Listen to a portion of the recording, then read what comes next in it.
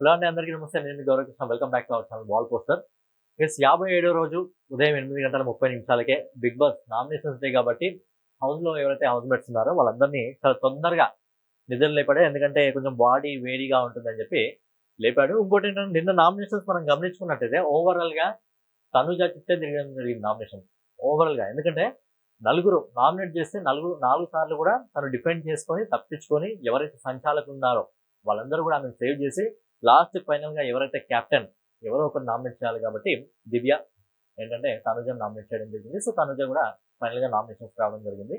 So ఓవరాల్‌గా ఏంటంటే నిన్న నామినేషన్స్ కొంచెం బాడీ వేడిగా జరిగాయి. ఏదైతే ఈరోజు భరణి గారి కుటుంబం ఉందో ఆ కుటుంబంలో విభేదాలు అయితే రావడం జరిగింది. మరి నామినేషన్స్‌లో కొంతమంది మంచి పాయింట్సే పెట్టడం జరిగింది. ఇప్పటివరకు ఎవరైతే ఆ మాస్కులు ఉన్నాయో ఆ మాస్కులు కొద్దిగా మాధురి గారు పోయిన తర్వాత మాస్కులన్నీ కూడా బయటికి రావడం జరిగింది. సో వాటి గురించి చిన్న చిన్నగా, ఎందుకంటే ఎపిసోడ్ చాలా పెద్దగా ఉంది, చిన్న చిన్నగా మనం మాట్లాడుకుందాం ఎక్కువగా లాగ్ చేయకుండా. సో ఏంటంటే నామినేషన్ ప్రాసెస్ సింపుల్. ఏవైతే టెడ్డీ బేర్స్ ఉంటాయో టెడ్డీ బేర్స్ పైన హౌస్‌మేట్స్ సంబంధించిన ఫోటోస్ అయితే ఉండడం జరుగుతుంది. ఎవరైతే లాస్ట్‌గా వస్తారో వాళ్ళు వాళ్ళతో పాటు ఎవరైతే టెడ్డీ బేర్ ఉంటుందో వాళ్ళని నామినేట్ చేయాలి. కాకపోతే ఇక్కడ ఏంటంటే నిజంగా ఈసారి హౌస్‌మేట్స్‌కి నిజంగా అర్థం కావట్లేదు సార్. వాళ్ళకి అర్థం కావట్లేదా? లేకపోతే వీళ్ళ బ్రెయిన్ సెట్టే ఈ విధంగా ఉందో అర్థం కావట్లేదు గానీ, అక్కడ బిగ్ బాస్ ఇచ్చిన ఆప్షన్ ఏంటి?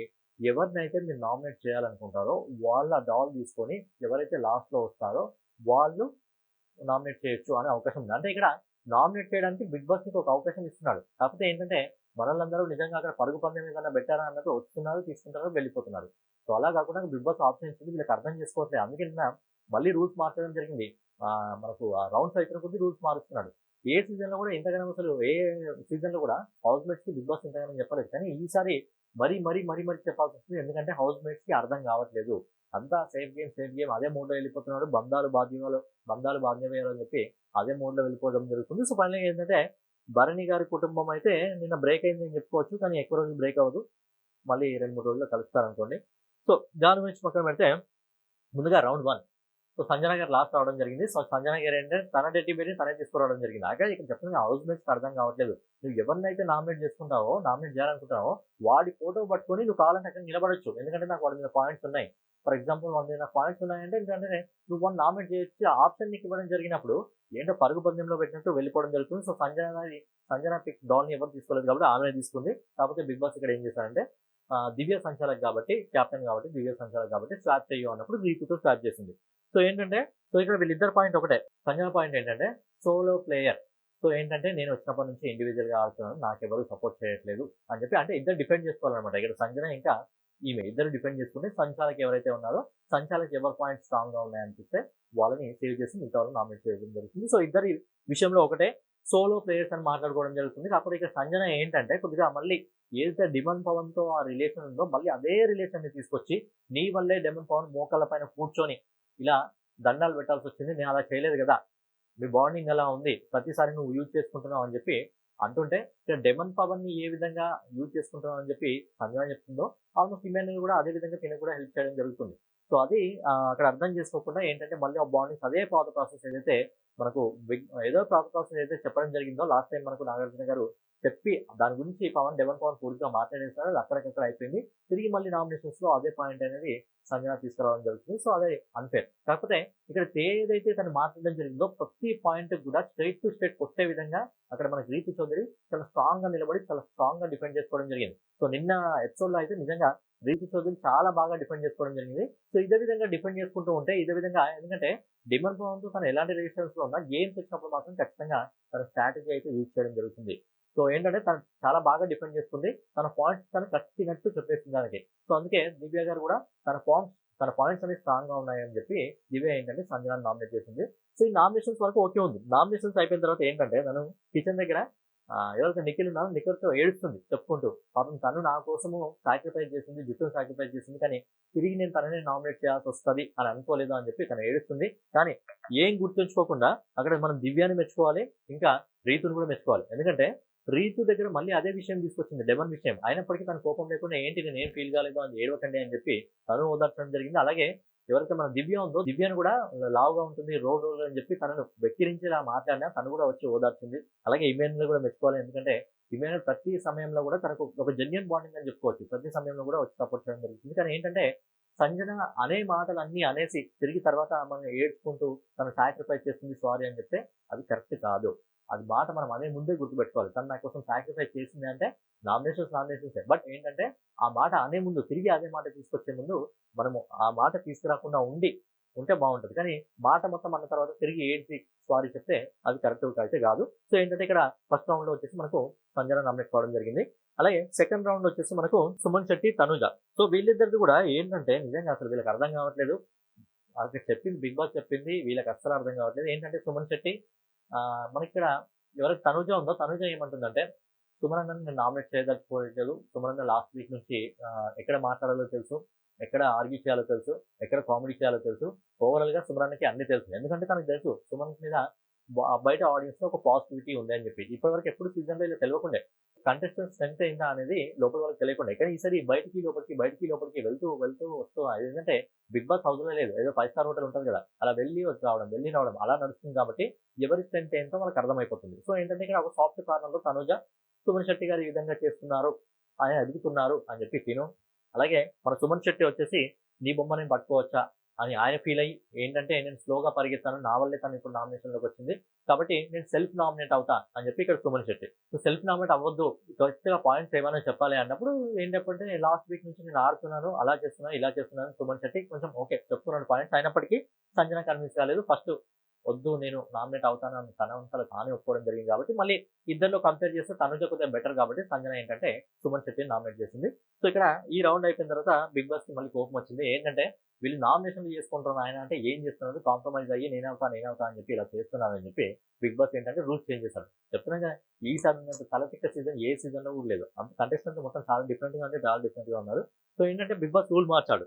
మీ దగ్గర ఉన్న బొమ్మ ఎవరిదో వారిని తగిన కారణాలతో నామినేట్ చేయాలి. ఈ రౌండ్ లో ముందుగా సేఫ్ అయిన వాళ్ళు సంచాలకులు, కానీ పవన్ సంచాలకులు, ఇలా కొత్త రూల్స్ అయితే పెట్టడం జరిగింది. కానీ పవన్ బొమ్మ అనేది సాయి దగ్గర ఉంది కాబట్టి ఏంటంటే దివ్యని సంచాలకులుగా నిర్వహించడం జరిగింది. ఏంటంటే ఇప్పుడు ఫస్ట్ పోయిన వాళ్ళు లాస్ట్ పోయిన వాళ్ళు ఎవరైతే ఉంటారో వాళ్ళిద్దరిని నామినేట్ చేయాలి. వాళ్ళిద్దరు డిఫెండ్ చేసుకొని వాళ్ళిద్దరిలో మళ్ళీ సంచాలకులు ఇంకొకరిని సేవ్ చేస్తారు, ఒకరు నామినేట్ చేస్తారు. సో చాలా ఏంటంటే సింపుల్ గా అయిపోతుంది ఆర్గ్యుమెంట్ అనేది. కాబట్టి ఏంటంటే బిగ్ బాస్ దాన్ని ఇంకొంచెం ఎక్స్టెండ్ చేయడానికి మళ్ళీ ఇలా కొత్త రూల్ పెట్టాల్సి వచ్చింది. ఇప్పటివరకు ఎప్పుడు అలా చేయలేదు బిగ్ బాస్. ఇప్పుడు ఫస్ట్ టైం ఈ సీజన్ లో చాలా కొత్త రూల్స్ తీసుకురావడం జరుగుతుంది. సో ఇక్కడ ఏంటంటే డెమన్ పవన్ వచ్చేసి భరణిని నామినేట్ చేస్తాడు. ఎందుకు అంటే సేఫ్ గేమ్ ఆడుతున్నారు. సింపుల్ గా మనం చెప్పిన పాయింట్ ఒకటే, మీకు అవకాశం ఉంది అక్కడ దివ్యాని కానీ లేదా తనుజని కానీ సపోర్ట్ చేయడానికి అవకాశం ఉంది, మధ్యలో టైం దొరికింది, మీరు అక్కడే ఆర్గ్యూ చేస్తున్నారు, గట్టిగా ఒక స్టాండ్ తీసుకోలేదు అని చెప్పి సేఫ్ పాయింట్ మీద నామినేట్ చేస్తారు. అలాగే మీరు చాలా మంది చాలాసార్లు సారీ చెప్తున్నారు, చెప్పాల్సిన అవసరం లేదు అని చెప్పి అలా నామినేట్ చేయడం జరిగింది.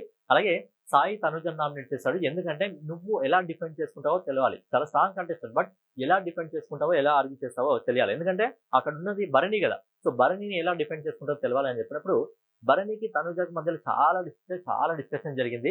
సో కానీ ఈ ఒక్క డిస్కషన్ తో ఏం జరిగిందంటే ఇంతకుముందు నాన్న అనే తనుజ ఇప్పుడు భరణి సార్ దగ్గరకు వచ్చింది. అలాగే మనకు ఒక రౌండ్ లో పరిగెత్తేటప్పుడు కూడా భరణి సార్ మీరు నన్ను నెట్టేస్తున్నారు, అక్కడ చిన్నగా నెట్టేస్తున్నట్టు అనిపించింది. ఎందుకంటే అంతకుముందు లైవ్ లో దివ్య మీకు కావాలని అనుకుంటే ఖచ్చితంగా ఎవరైనా నెట్టేయండి, ఎలాగైనా సరే దాన్ని తీసుకోండి అని చెప్పింది. సో అదే అక్కడ తను రిపీట్ చేసింది, తను కూడా చెప్పింది అదే. ఏంటంటే ఇక్కడ భరణి గారు మళ్ళీ బయటికి వెళ్ళొచ్చిన తర్వాత కూడా అలాగే సేఫ్ గేమ్ ఆడుతున్నారు. ఆయన వచ్చినప్పుడు కొంచెం యాటిట్యూడ్ చేంజ్ అయింది, మీరు కొద్దిగా కొత్తగా కనిపిస్తున్నారు, సో మీ గేమ్ కూడా చేంజ్ అవుతుందని అనుకున్నాను, కానీ మళ్ళీ అదే ఫార్మాట్ లో మీరు వెళ్తున్నారు కాబట్టి నామినేట్ చేస్తున్నాను అని చెప్పడం జరిగింది. అలాగే భరణి గారు కూడా చాలా టాస్క్ లో నీకు హెల్ప్ చేశాను, నీకు సేవ్ చేశాను అని చెప్పి ఇక్కడ బాండింగ్స్ వల్ల ఏంటంటే ఆ బాండింగ్స్ ఏవైతే ఉన్నాయో బాండింగ్స్ ఫైనల్ గా దెబ్బతిన్నాయి. ఎవరి మనసులో ఏముందో వాళ్ళు సీక్రెట్ గా ఓపెన్ గా చెప్పేసుకోవడం జరిగింది. సో ఏంటంటే ఇక్కడ డెమన్ పవన్ ఎవరైతే ఉన్నారో డెమన్ పవన్ ఎందుకంటే భరణి మాట్లాడిన దానికి చాలా స్ట్రాంగ్ గా కౌంటర్ ఇచ్చింది తనుజ. చాలా స్ట్రాంగ్ కౌంటర్ ఇచ్చింది. ప్రతిదీ కూడా కొట్టినట్టు చెప్పేసింది తను. ఏంటంటే ఇప్పటి వరకు నాన్న అని చెప్పి కొంచెం వెనక ముందు అయ్యారు, కానీ ఈ రోజు మాత్రం ప్రతి ఒక్కరు వాళ్ళ పాయింట్స్ చాలా క్లారిటీగా పెట్టడం జరిగింది. సో భరణి ఇంకా తనుజ విషయంలో తనుజ కొద్దిగా తన పాయింట్స్ ని కొన్ని పాయింట్స్ వస్తాయి, కొన్ని పాయింట్స్ మాత్రం చాలా క్లారిటీగా పెట్టింది.